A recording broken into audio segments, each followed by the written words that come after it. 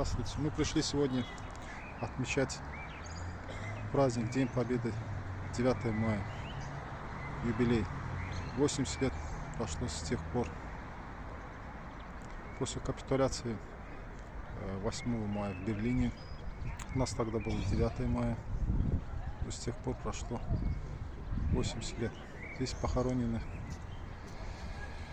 воины, участники Великой Отечественной войны. Сейчас я вам покажу.